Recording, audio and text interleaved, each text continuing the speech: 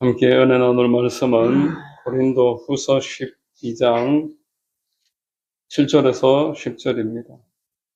고린도 후서 12장 7절에서 10절까지 제가 봉독하겠습니다. 여러 계시를 받은 것이 지극히 크므로 너무 자만하지 않게 하시려고 내 육체의 가시 곧 사탄의 사자를 주셨으니 이는 나를 쳐서 너무 자만하지 않게 하려 하심이라. 이것이 내게서 떠나가게 하기 위하여 내가 3번 주께 간구하였더니 나에게 이르시기를 내 은혜가 내게 족하도다. 이는 내 능력이 약한 데서 온전하여심이라 하신지라. 그러므로 도리어 크게 기뻐함으로 나의 여러 약한 것들에 대하여 자랑하리니 이는 그리스도의 능력이 내게 머물게 하려 함이라. 그러므로 내가 그리스도를 위하여 약한 것들과 능욕과 공핍과 박해와 권고를 기뻐하노니 이는 내가 약한 그때의 강함이니라. 아멘. 할렐루야. 7월 첫 주 성찬 예배 함께 드리시는 여러분들 주님의 이름으로 축복하고 환영합니다. 자, 우리 저의 분들과 한번 인사하겠습니다. 참 잘 오셨습니다. 잘 오셨습니다. 네, 저는 오늘 봉독해드린 고린도후서 12장 7절로 10절 통해서 그리스도 일꾼 3번째로 말씀 전하겠습니다. 약할 그때의 강함. 자, 이런 주제로 말씀 전하겠습니다. 성령님이 큰 은혜 되어 주시기를 바랍니다. 자, 여러분, 하나님을 믿는 사람에게는 우연이라고는 없습니다. 하나님의 택함받은 백성들은 모든 일이 절대 주권자이신 하나님의 섭리와 계획 안에서 모든 일이 이루어짐을 믿어야 하는 것입니다. 그래서 나에게 일어나는 모든 일들을 한번 생각을 하면서 무엇을 말씀하시고자 하실까? 내가 무엇을 배우기를 원하실까? 이것을 묻고 구할 때에 날마다 신앙의 성장이 있습니다. 성경은 하늘의 새도 그저 땅에 떨어지지 않는다고 말했습니다. 하나님이 허락하셔야지 새 한 마리 땅에 떨어지는 것도 허락이 된다고 말했습니다. 욥기를 읽어보면은 사탄이 직접적으로 욥을 공격을 하지만 그 또한 하나님의 허락하심 안에서 이루어진 일이라고 성경은 우리에게 분명하게 말씀하십니다. 이스라엘과 유다가 각각 멸망해서 포로로 끌려가고 아수르와 또 바벨론에 의해서 완전히 망하기도 하고 포로 생활 70년 동안 했던 일 또한 하나님의 계획과 목적이 있었다. 허락하심이 있을 때에 일어났던 일이라는 것입니다. 자, 그런데 우리 하나님께서 우리를 위해서 가지고 계신 계획은 항상 선하시다 성경은 말씀을 합니다. 선하신 하나님이 하시는 일이 왜 내가 생각할 때 내가 원하는 것과 다른 결과가 올까? 자, 일단은 우리 하나님의 섭리와 계획과 목적은 늘 선하심을 믿으시기를 바랍니다. 예레미야서 29장 11절에 야훼의 말씀이니라 너희를 향한 나의 생각을 내가 아나니 평안이요 재앙이 아니니라 너희에게 미래와 희망을 주는 것이니라 이런 말씀이십니다. 하나님이 아니라고 하십니다. 희망을 주기를 원하신다 하십니다. 우리 애가 3장 33절 한번 같이 읽겠습니다. 주께서 인생으로 고생하게 하시며 근심하게 하심은 본심이 아니시로다. 하나님의 본심이 아니시다. 그런데 고생하게 하신다 이렇게 이야기하시지요. 왜 고생하게 하실까요? 로마서 8장 29절에 이 분명한 목적이 알려주고 있습니다. 하나님께서 우리를 택하시고 믿음으로 구원하셔서 하나님의 자녀로 삼으시는데 그 다음에는 하나님의 자녀가 되기까지 그 형상을 이루게 하신다라는 것입니다. 아멘. 우리가 처음부터 예수를 믿어서 자녀가 되지만 예를 들어 입양을 해서 우리 집에 어떤 동남아에서 제3국에서 어떤 아이를 데리고 오면은 내 자녀지만 이 아이는 나에게 말도 배워야 되고 또 이 땅에 살면서 배워야 될 것들이 부지기수입니다. 그저 그냥 그 아기인 채로 그 외국에서 그 나라 말을 하고 있는 상태로 그냥 이 땅에서 잘 살아갈 수가 없습니다. 우리가 부모가 되었다라면은 이 땅에 입양 온 내 자녀를 말을 가르쳐야 되고 공부를 가르쳐야 되고 이 땅에서 앞으로 살아갈 수 있도록 예절과 교육과 모든 것들을 책임지는 것이 부모의 도리인 것입니다. 자, 여러분, 우리 하나님께서 그리스도의 형상을 본받게 하기 위해서 하나님의 백성들에게 연단도 주시고 훈련도 주시고 내가 생각하기에 참 어려운 고민도 고난도 허락하는 줄로 믿으시기를 바랍니다. 이 하나님의 뜻이라는 것입니다. 그래서 나에게 이런 일들이 있다. 그렇게 생각할 때 우리의 마음에 큰 평안이 찾아올 것입니다. 오늘 복음사역자 사도 바울에게도 참 고난이 있었다. 고난이 있었던 이유는 바울도 우리하고 똑같습니다. 그리스도의 형상을 회복하기 위해서. 본문의 7절을 한번 보십시다. 한번 읽어보겠습니다. 여러 계시를 받은 것이 지극히 크므로 너무 자만하지 않게 하시려고 내 육체에 가시고 사탄의 사자를 주셨으니 이는 나를 쳐서 너무 자만하지 않게 하려 하심이라 말했습니다. 이 자만이라고 계속 반복해서 자만하게 될 수 있다는 것입니다. 그리고 자만하지 않게 하시기 위해서 사탄의 다시 또한 허락을 했다 이래 말씀하는 겁니다. 자만이라고 번역된 헬라어가 히페라이 로마이라는 헬라어인데 스스로를 이렇게 끌어올린다는 뜻입니다. 자기 자신을 자기가 높인다라는 겁니다. 교만은 이렇게 자기를 부풀리는 것입니다. 자만은 자기를 이렇게 끌어올려서 여러 중에 있기를 거부하고 그 위에서 내가 뛰어나기를 바라는 그런 자만의 마음, 그런 마음을 자만이라고 하는데 사람이라면은 그런 축복을 받으면은 자만해질 수밖에 없습니다. 사도 바울도 환상을 보고 삼층천에 올라갔다 오고 하나님의 음성을 듣고 수많은 은사를 경험을 하고 9가지 성령의 은사와 열매가 삶에서 나타나니까 자만해질 수 있다는 거죠. 자만해졌을지도 모르겠습니다. 우리 하나님께서 너무 자만하지 않게 하시려고 어느 정도 자만을 해진 거예요.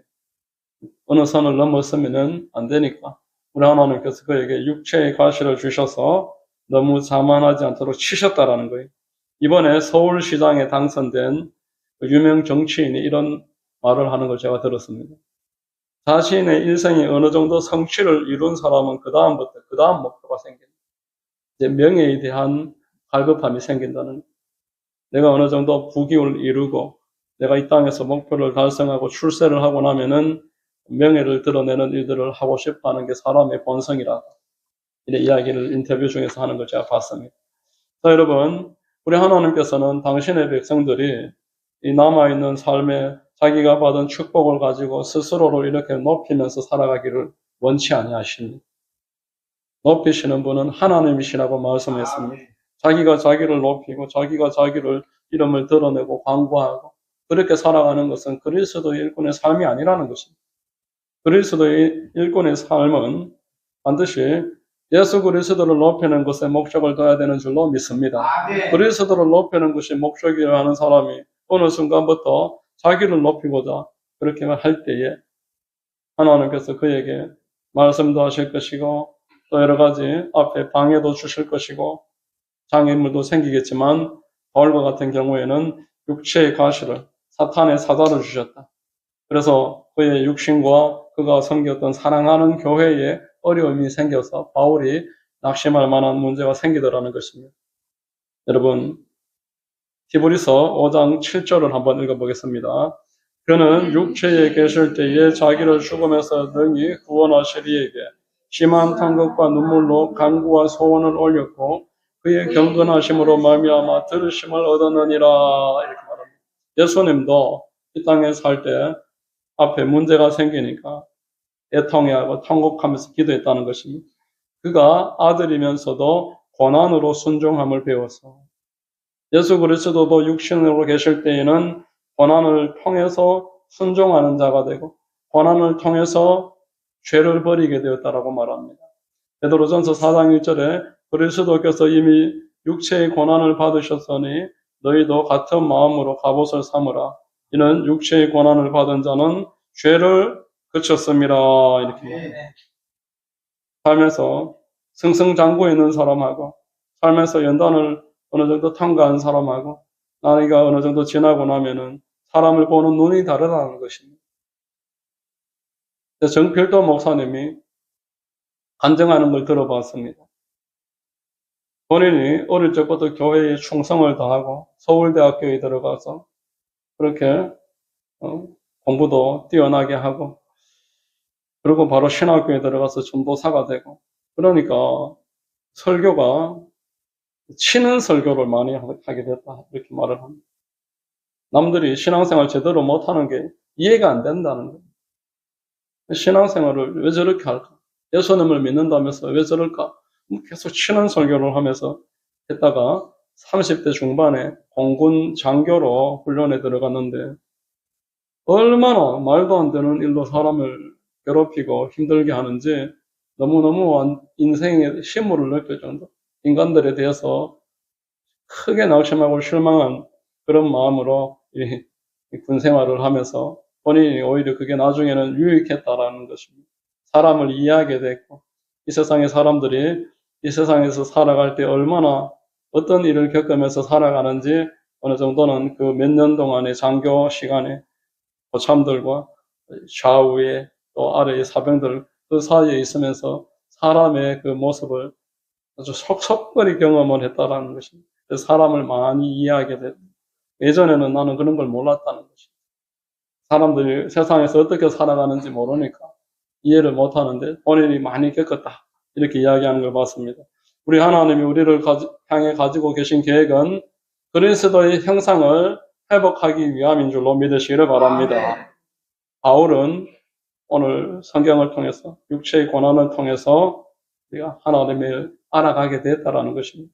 베드로도 죄를 통해서 우리가 악을 행하면서 그렇게 살아갈 것인데 고난을 받으니까 죄를 버리게 되었다.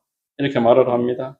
자, 여러분, 저와 여러분들이 힘들고 어려운 일이 생길 때마다 원망하고 낙심하고 좌절해버리면 쉽지만 그러지 말고 믿음으로 눈을 들어서 이 일이 나에게 왜 일어났을까 한번 생각해 보시기 바랍니다.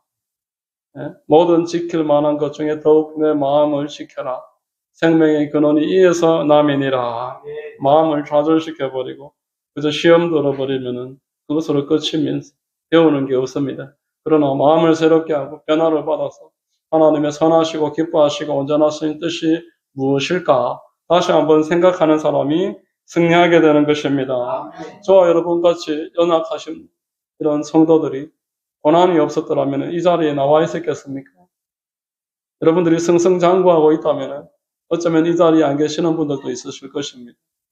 출세하고 세상에서 너무너무나 일이 잘 풀리면은 죄 짓느라 바빠서 교회 나올 시간이 있으실까요? 토요일 되면 여행 가야 되고 사람들하고 모여서 파티하고 술 한잔 마셔야 되고 그렇게 하다 보면은 주일날 아침에 일찍 이렇게 교회에 나와서 교회를 섬기고 예배를 드리는 일이 어려울 것입니다. 우리 하나님께서는 고난을 통해서 자만하지 말고 하나님을 겸손하게 섬기면서 그리스도 형상을 회복하는 여러분 지금 만들어가고 계심을 믿으시기를 주의 이름으로 축원드립니다. 두 번째로 고난은 성도를 기도하게 만듭니다. 성도는 고난받으면 기도하는 것입니다. 본문 8절 말씀에 이것이 내게서 떠나가게 하기 위하여 내가 3번 주께 간구하였더니 이렇게 말합니다. 3번 주께 기도했다. 예수 그리스도께서 겟세마네 동산에서 3번 이 잔을 나에게서 옮겨주시옵소서 기도했던 것과 아주 비슷한 그런 모습입니다. 예수님이 이 고난의 잔을 나에게 옮겨달라고 얼마나 간절하게 기도했습니까? 얼마나 눈물로 피를 흘리면서 땀을 흘리면서 부르짖어 기도했습니까? 돌 하나 던질 저 먼 거리에 있는 제자들이 그 기도의 내용을 다 알 정도로 부르짖어서 애통해하면서 기도했습니다. 바울이 얼마나 기도를 많이 하는 사람이었습니까? 나는 너희 모든 사람보다 방언을 많이 한다 이렇게 말을 했고 쉬지 말고 기도하라 이렇게 말했던 바울인데 본인이 지금 이렇게 3번 기도한다 이렇게 말을 할 때에는 이 3번 정말 작정해서 필사적으로 기도했다는 것을 말하는 것입니다. 생명 걸고 한번 기도했던 이런 일들을 중간중간 살아가면서 벌써 3번을 했다 이런 의미인 것입니다. 여러분 야고보서 5장 13절에 이렇게 말씀했습니다. 너희 중에 고난당하는 자가 있느냐 그는 기도할 것이요 즐거워하는 자가 있느냐 그는 찬송할지니라 이렇게 말했습니다. 여러분 기도하는 일은 성도의 특권인 줄로 믿습니다.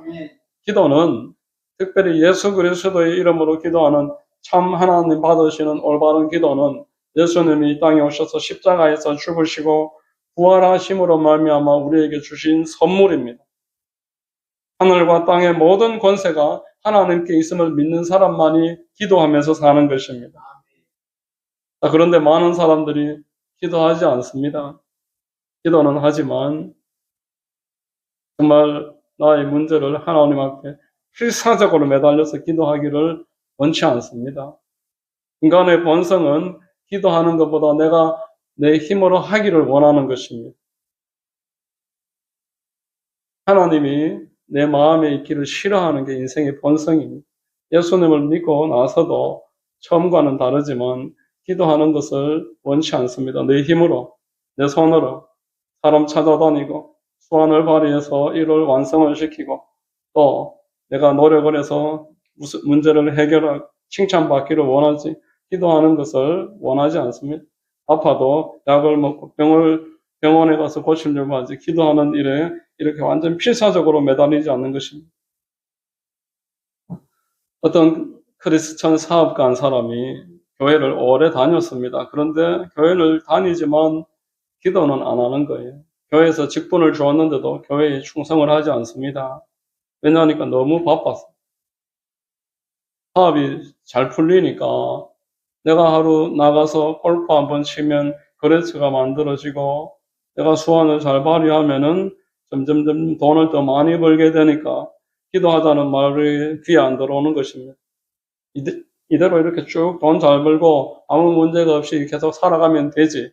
우선 기도를 저렇게 새벽마다 가서 기도하거나 저녁에 기도하고 저렇게 살겠나. 그런 마음에 기도를 안 했는데 이 사업이라는 것이 내 생각처럼 되지 않는 거예요. 이 사업이 결국 부도가 나기 시작하는데 사업체를 몇 가지 다 문을 닫아버렸습니다.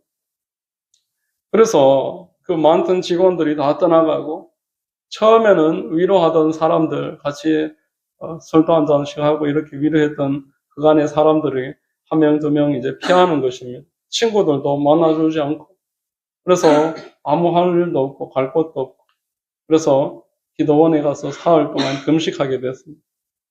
사흘 동안 자기의 지난 날을 애통해하면서 회개하면서 기도하는데 하나님이 은혜를 베풀어 주셨습니다.